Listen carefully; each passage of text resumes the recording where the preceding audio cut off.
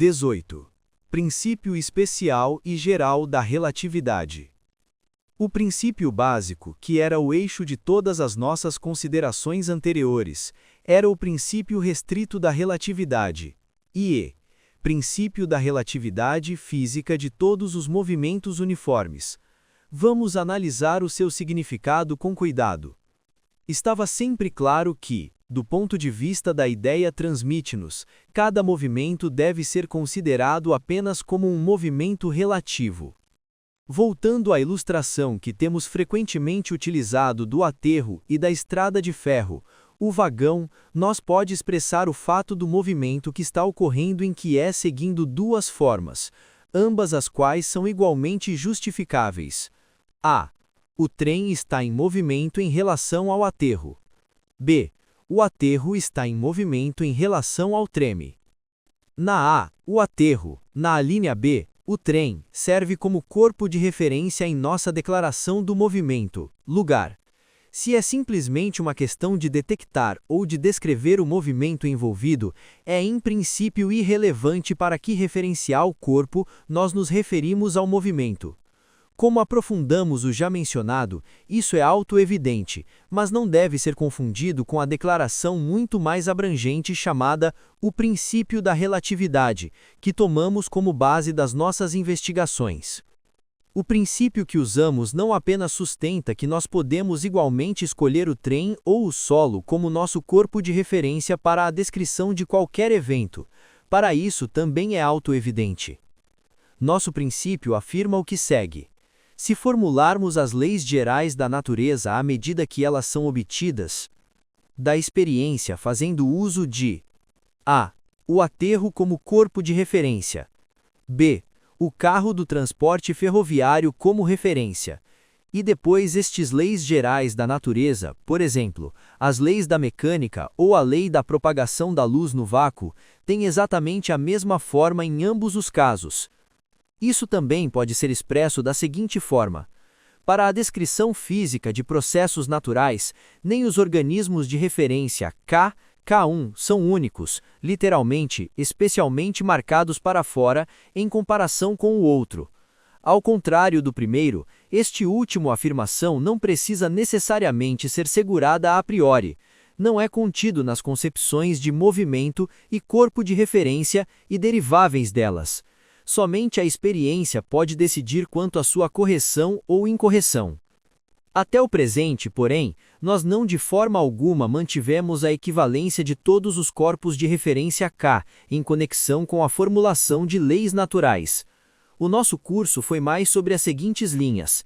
Em primeiro lugar, começamos partindo do pressuposto de que existe um corpo de referência K, cuja condição de movimento é tal que a lei de Galileu mantém em relação a ele. Uma partícula deixada para si mesma e suficientemente distante de todos os outros partículas, move-se uniformemente em linha reta. Com referência a K, corpo de referência de Galileu, as leis da natureza seriam o mais simples possível.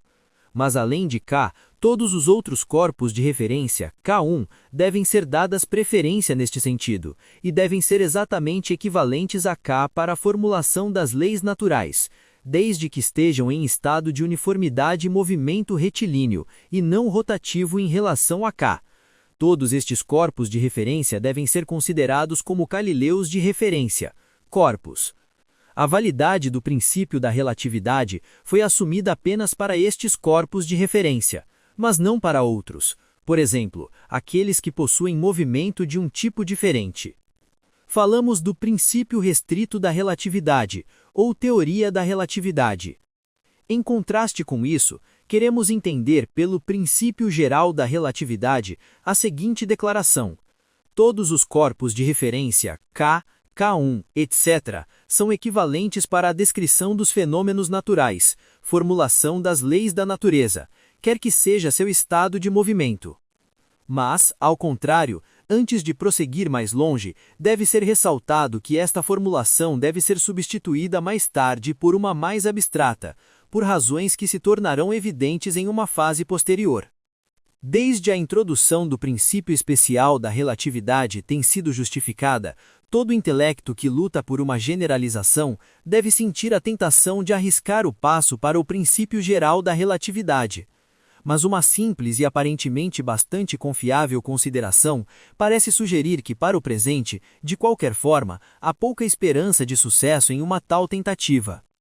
Vamos nos imaginar transferidos para o nosso velho amigo vagão ferroviário, que está viajando a uma taxa uniforme. Enquanto ele está se movendo unicamente, o ocupante da carruagem não é sensível ao seu movimento, e é por esta razão que ele pode sem relutância interpretar os fatos do caso como indicando que a carruagem está em repouso, mas o aterro em movimento. Além disso, de acordo com o princípio especial da relatividade, esta interpretação é justificada até mesmo do ponto de vista físico. Se o movimento do carretel é alterado em um movimento não uniforme, como por exemplo por uma aplicação poderosa dos freios, então o ocupante do transporte experimenta um empurrão de avanço correspondente. O movimento retardado se manifesta no comportamento mecânico dos corpos relativos à pessoa no carretel. O comportamento mecânico é diferente do caso anteriormente considerado e, por esta razão, pareceria ser impossível que as mesmas leis mecânicas detenham relativamente ao carretel em movimento não uniforme, como o solo com referência ao transporte em repouso ou em movimento uniforme.